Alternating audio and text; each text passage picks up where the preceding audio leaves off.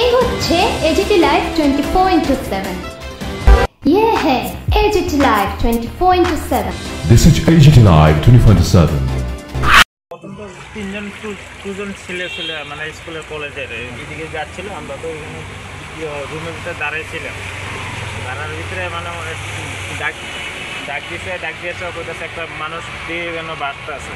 এবার প্রথম তুলছি, প্রথমে একটু শ্বাস আসছিল, মানে শ্বাস তো আর কুলা না, ঢুকো যাতা তখন শুলে ধরুন এর মধ্যে তো কিন্তু তবু আমি কইছি ভাই ধর কি যাবে এর মধ্যে এরও কইছি, এরও সাহায্য করছে, উপরে তুললে সে তারা আইসে। আমার কাছে তো মোবাইল নেই, 500 লোকও সাহায্য করছে ফোন করছে ফায়ার ব্রিগেড, যদি লগে আইতো কোনো জানডা বাঁচতে হইলে। এর মধ্যে ছাত্রা এসে কিন্তু বহু চেষ্টা করছে।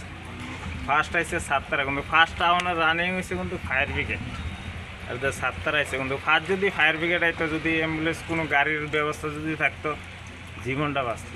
আপনারা যখন দেখেছেন যে মানে জলে ছিল, এই জায়গাতেই ছিল, এইভাবে ছিল। মানে 3টা আরও ছেলে ছিল, মানে কলেজ স্টুডেন্ট।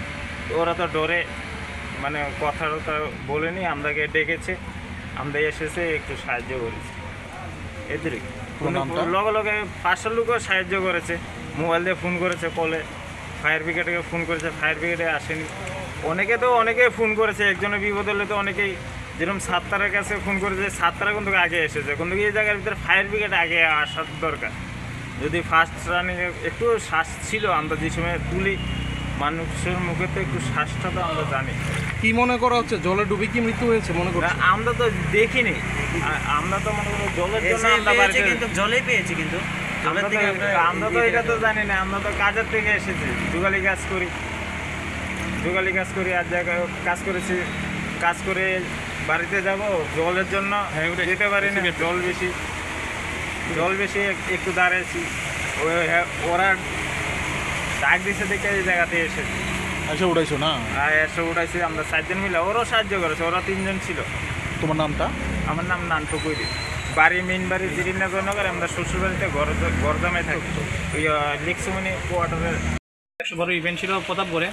হঠাৎ করে আমাদের ফোন পাচ্ছিল না আমাদের অফিস থেকে। তারপর আমাদের ওয়াল সেটে বলেছে জ্যাকসন গেটে যাও, একটা ইমার্জেন্সি যাও। তো আমরা প্রতাপগড় থেকে ডাইরেক্ট জ্যাকসন গেটে আসলাম।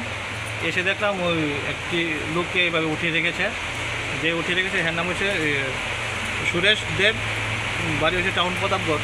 ওর সঙ্গে একজন ছিল, ওরা দুজন মিলে ওনাকে উঠিয়েছে। এবার তারপর অনেকক্ষণ ধরে ওরা করেছিল। তারপর 100 বাড়িতে কল আসার পরে তারপর আমরা আসার পরে ওনাকে কেউ ধরছে না।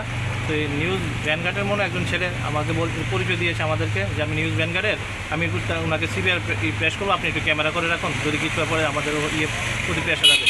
তো আমরা বললাম ঠিক আছে, তুমি সিবিআর প্রেস করো। তো অনেকক্ষণ ও 20-25 মিনিট ও সিবিআর প্রেস করলো, নিউজ ভ্যানগার্ডের ছেলেটা, নাম বলতে পারছি না। করার পর তারপর ও ওই কিছু আর রেসপন্স দেয়নি, তো ওই চলে গেল ও ছেলেটা। তারপর আমরা এখন অব্দি এখানে দাঁড়িয়ে আছি। প্রথমত ডেড বডিটা কোথায় পাওয়া গেছে? এই জ্যাকসন গেটেই পাওয়া গেছে।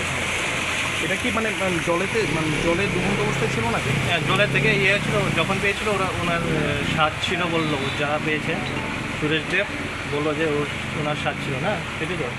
আমরা কতক্ষণ হচ্ছে আসছি যে আমরা এখন পর্যন্ত মৃত ব্যক্তির কোনো অ্যাড্রেস বা কোনো কিছু আমরা এখন তো কিছু আইডেন্টিফিকেশন করিনি। আমরা আমাদের হাইওয়ে অথরিটিকে জানিয়েছি, পাঠাচ্ছে, পাঠাচ্ছে, আমরা অপেক্ষা করছি।